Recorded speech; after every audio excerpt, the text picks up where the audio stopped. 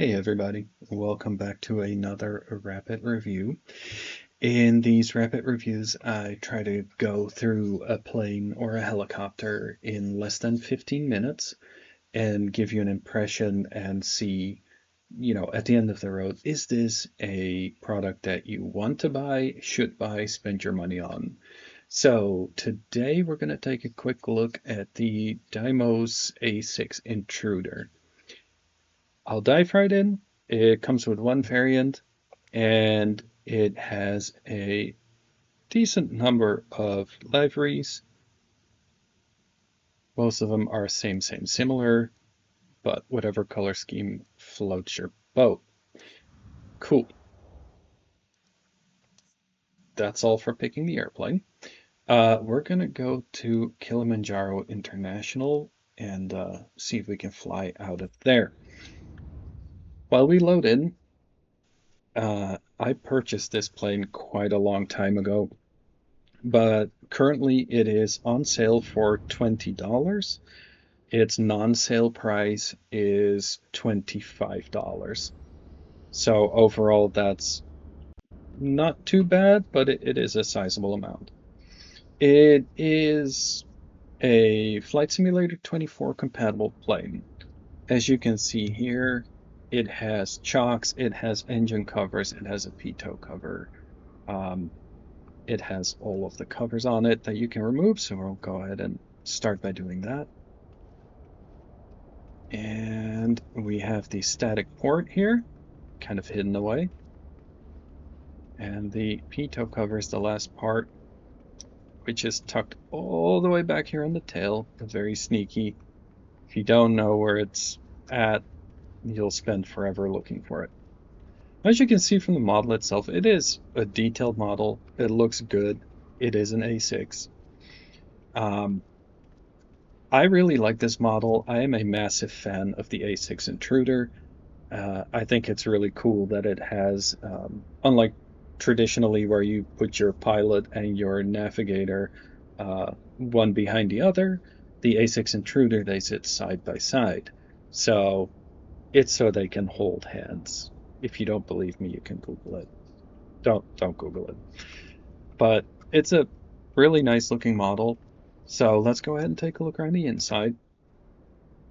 Now, while we get started, I do want to point out this was originally released all the way back in 2024, and the last update for it was July of 2025. So it has not had any updates in about 6 months.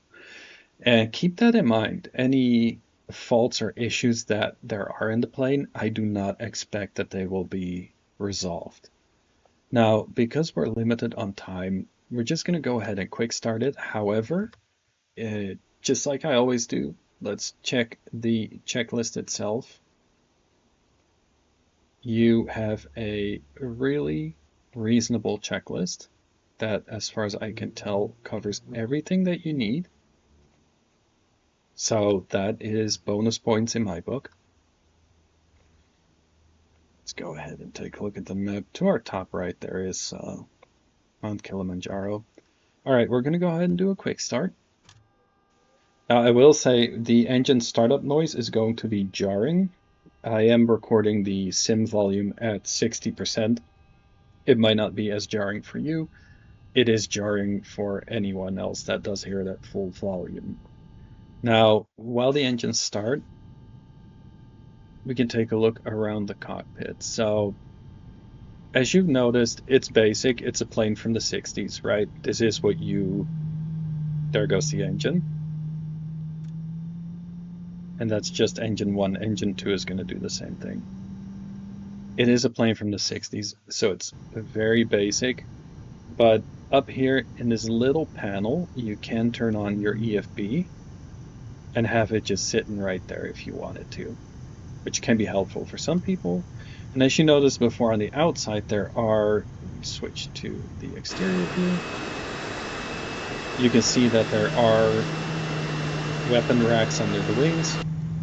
By clicking weapons, and I'll go ahead and step out, you can see it loads the bomb racks. So if you like that kind of thing, you can do that, which is pretty cool. As far as the features itself go, it has a lot of what you'd expect. And for example, you can turn on your gun sights and your gun sights actually work. So overall, it's a very complete plane. Now again, the A6 is very unique in the fact that you sit side by side here. I will also highlight that the A6 has an insanely nice canopy. Like, you can look anywhere and everywhere. It's fantastic. Functionally, like I said, you can click pretty much every button that you want. One feature I should highlight for you is you can, in fact, fold the wings. Let's go ahead and do that. As you can see, the wings do indeed fold. And you can see it is nicely detailed. It's perfect.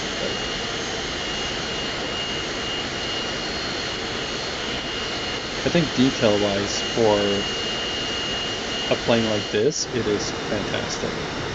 So let's go ahead and fold those wings back out. There we go. That's just a little locking mechanism to stop you from accidentally pushing it over. As far as the interior goes, I don't think there's much else to go over. If you want to do a full manual start, you can. The hook is also functional, so you can extend it or retract it. The A6 was possible to launch from a carrier. It does have an autopilot as well, and I've used it before. I've used it both as a GPS, as heading. It works perfectly fine. If your air conditioning controls there, you have radio controls, and you do have to take a look through pretty much everything.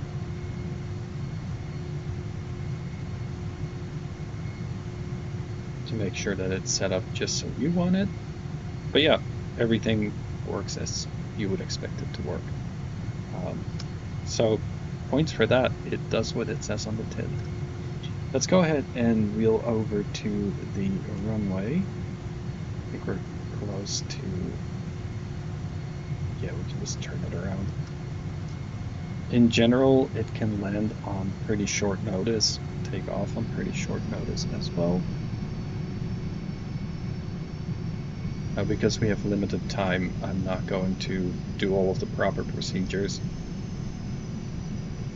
But you can imagine that when you're flying with beyond ATC and when you're setting, when you're doing the full startup procedure, it'll take you a little bit longer to get going. But we're going to skip all of that.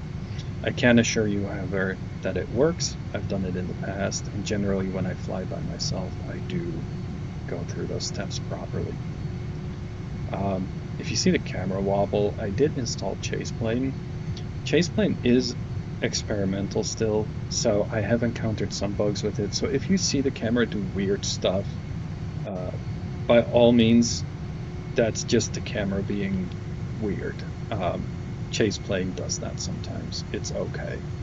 In general, though, Chaseplane is very good. The cinematic mode to just look around it is very good.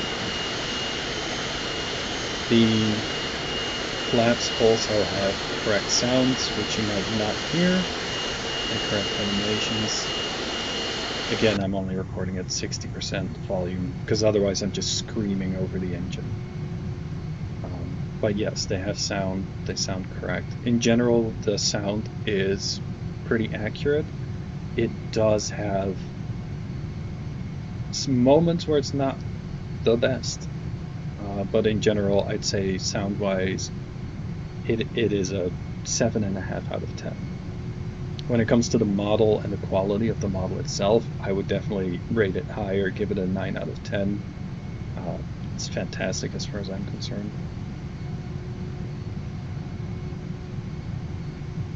As we're slowly rolling over there, I'll also set up the system here.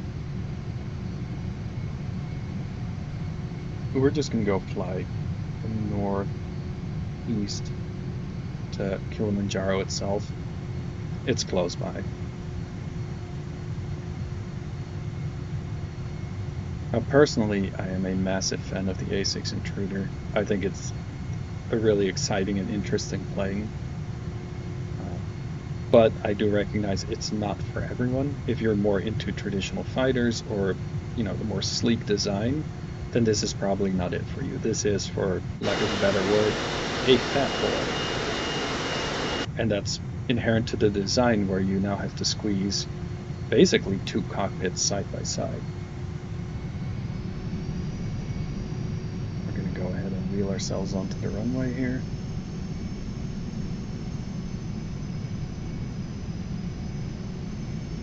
And we're just going to go ahead and give it full power.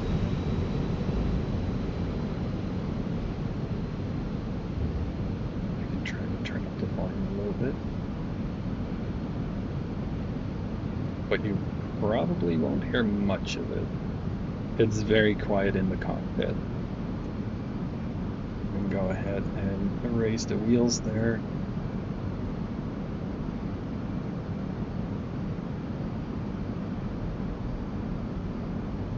And start heading northeast.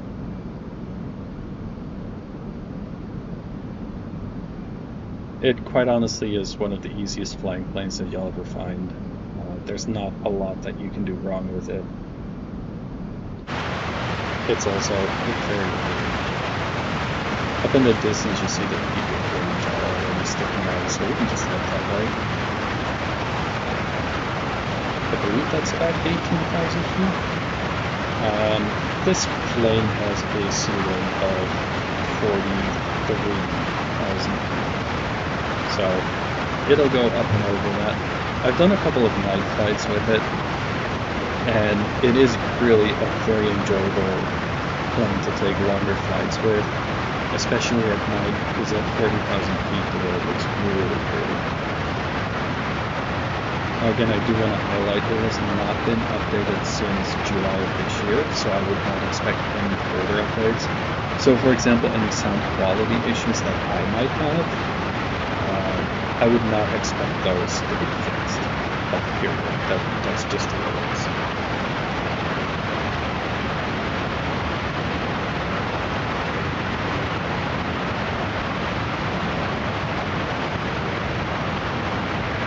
I think this has a range of about 3,000 nautical miles.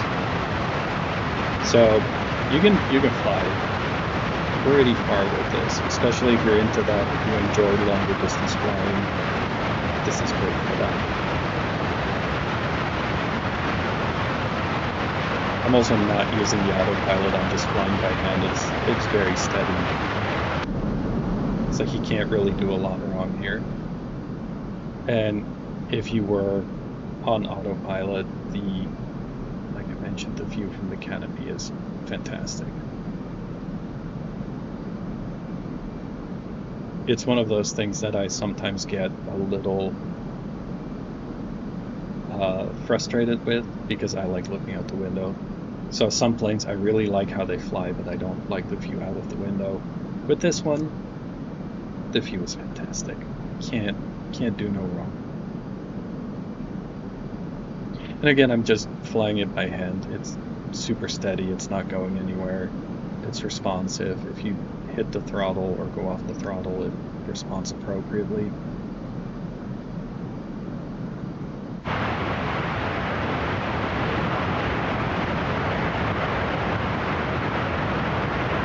Just generally speaking. Ooh, that was Chase Grant's fault. You will see from the exterior animation, you don't see the pilot. You see 26 there. Just so you're aware, I like to highlight it because in some cases you do see the pilot, in other cases you don't. Some people hate the idea of not being able to see the pilot, and I totally get that.